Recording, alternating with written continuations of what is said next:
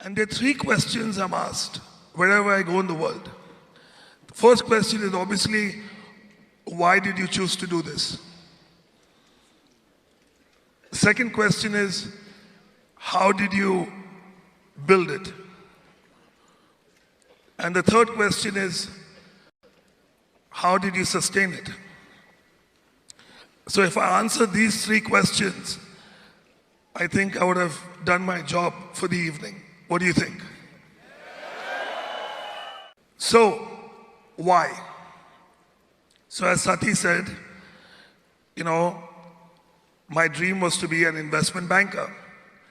So I completed my CFA, MBA, CFA, all the stuff. And then basically became an investment banker. And, you have milestones in your life. You want to be a vice president. You want to be a managing director. You want to work your way up the corporate ladder. So that's exactly what I set about to do in the early days. And I did that starting in the late 90s. And gradually achieved one milestone after the other. But something I soon realized in my quest to get to where I wanted to be in the corporate world is that you never get paid more to do less. Have you guys realized that? Because any form of employment is and has to be a form of exploitation. If you got paid what you were really worth, the company can't afford you. And the higher I got up the corporate ladder, my bank balance looked better, but my life wasn't really improving in the true aspect of, what is prosperity? It's health, wealth, and time. What's the point of having wealth, no health, and no time? So if you don't have one of those three, there's a missing void in your life. And the seed was planted in my head that I wanted to do something where I could have all three: health, wealth, and time. I didn't know what, but I carried on. Started my own business after that. And then in 2005, a very good friend of mine basically showed me the plan. And truth be told, when I saw the plan, there's no one that doesn't want to make $1 million income a year. But when you're an investment banker, along with your bonuses and everything, you can earn that kind of income. If you have a good year, you can make more than that. So it wasn't only the money. I'm not going to say that the money did not attract me. It wasn't only the money that got me in. What got me in was I saw a comp plan that I'd never seen in my life. Okay, my maid in Hong Kong had shown me the Amway plan maybe 5 times. And I bought stuff from her many times just to keep her happy. That plan never really impressed me. But when I saw the way the QNET comp plan was, equal compensation all the way till you max out, was something that really mathematically got me, because I'm a numbers guy. I said, wow, this is incredible. If I do this right, I'm sure your plans have shown you the 4, 5, 6 year plan to max out, right?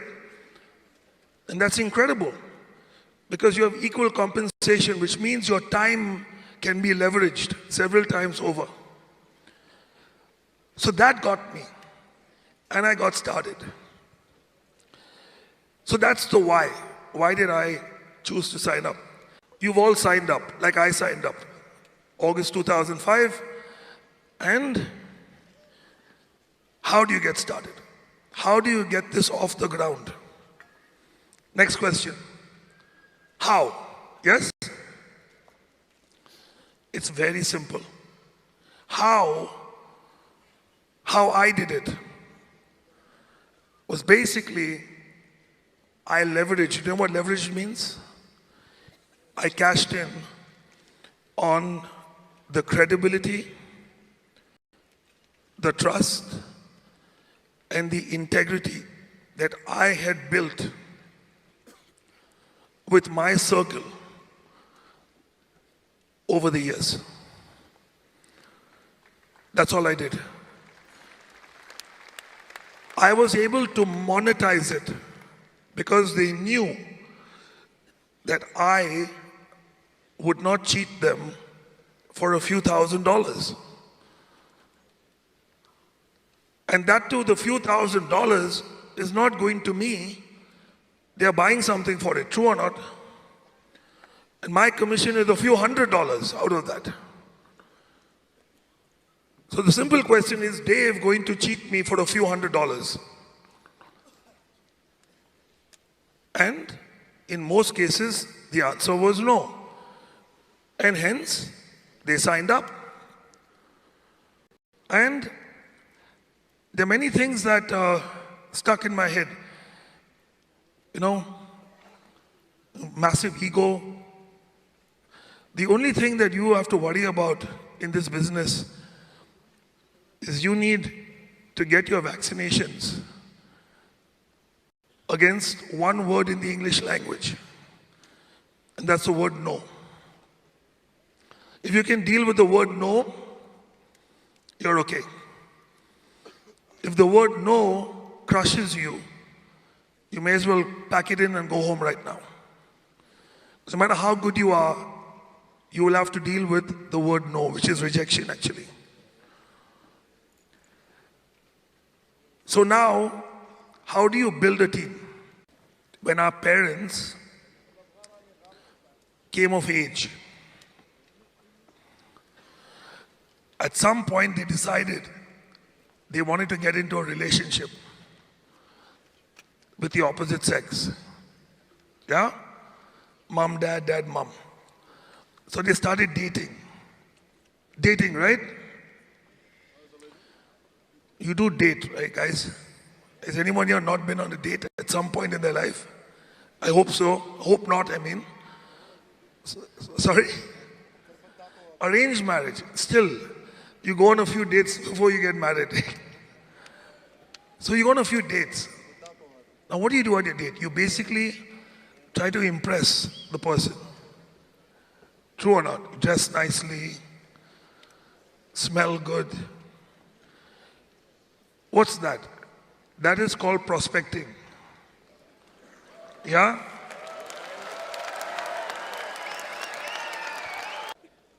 Eventually, you get into a relationship. And then you decide to basically maybe get married. And that's the day you signed up. That's your sign up, the day you get married. Then the baby comes. Wah, wah. How many parents over here? Tell me something honestly. Can anything prepare you for parenthood? No. The kid comes, you got to figure it out. True? That's your downline. I still remember my mom and dad would supervise every single thing me and my sister did. Supervise, first, you got to brush the teeth for them.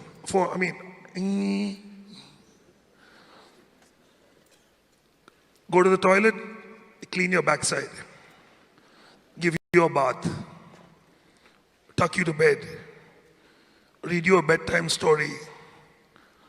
See? There's a little kid over there going through that. And gradually, we were taught to do it ourselves. True or not? But I used to brush my teeth. my mom or dad would supervise me. No, come on, no shortcuts, do it properly. Then my shower, comb my hair, tie my shoelaces, how to get dressed. Then I have to get dropped to the school bus stop. Eventually, I could go on my own to the school bus stop and come home on my own. And I gradually grew up and became more and more independent. But what painstaking care our parents took of us. Why? Sacred responsibility, being a parent, true or not?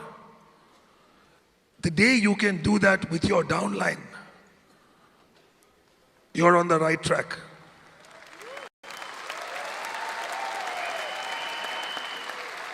Just because your downline is biologically older when you sign them up, in this business, they are little toddlers.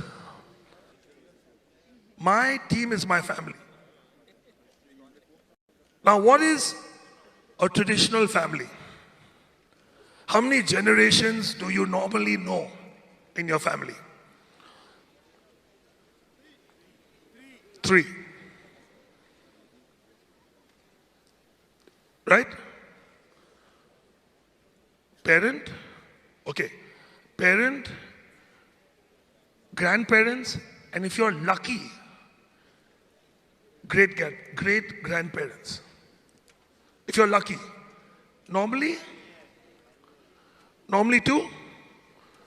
But let's say your parents got married very young. There's a possibility you could interact with your 3rd generation, which is your great-grandparents, correct? Exactly what networking is. You can only duplicate, monitor, supervise, and assist a maximum of 3 generations. Level 1, level 2, and level 3. Beyond that, it is physically and emotionally impossible. So all I did was ensure at my first level, and these are working levels, not biological levels. Are we clear about this?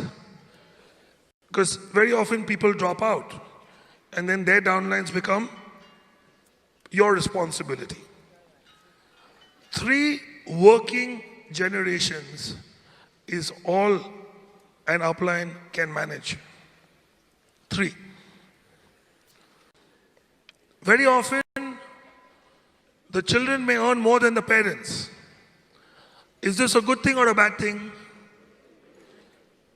If you earn more than your parents, do your parents get angry and jealous?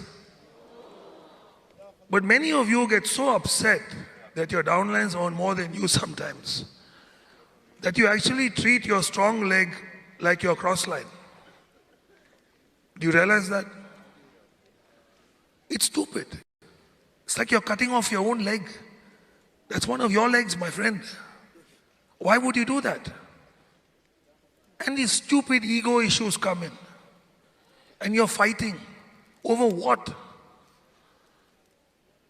The value system has to be pure. So when I say my team is my family, those 3 levels are as close, if not closer to me than my own blood family. That's the kind of relationships I have with them. I want to share a story that the Lion of Punjab shared with me when I was 3 months old in the business. He came to Mumbai. I don't think you remember Ranjit. You had come to Bombay and he did a training for us. And he shared the story of these 2 trees that grew next to each other. Sorry, I'm stealing your story, sir. And this one tree was a scrawny little tree. It was a good tree. It was growing. But next to it was this other tree that grew a lot faster. You know, had a big trunk, and it looked splendid. It had a lot of branches, leaves, fruit. This other tree looked very modest in comparison to the big tree. And these two trees, you know, co-inhabitants next to each other, until one day a storm hit. Gale force winds, and basically it was brutal. Over 140 mile-an-hour winds, and the big tree slowly started to get uprooted and almost fell. What broke the fall of the big tree was this other tree that wasn't that big. And it held it up. And eventually the storm passed. When the storm passed, the big tree was in shock and asked the small tree, how on earth, number one, did you survive the storm? And furthermore, how on earth did you have the strength to hold me up when I'm bigger than you and heavier than you? And the small tree, with a smile on his face, said lovingly, because, my friend, when you were growing above ground, when you were growing your branches, your fruit, your leaves, I was growing my roots. And this story stuck in my head, and I tried my best, the best of my ability, to build my organization based on this principle. And because of that, gale storms have come and gone. We've survived hurricanes and typhoons, and by God's grace, we are still standing because of that. So, this is how you build a team. 3 generations, solid, strong, no shortcuts. Pay attention to every minute detail. And even when the kids tell you, I can do it on my own, I don't need your help. Like Chief says, always keep your little finger there, which they can hold on to.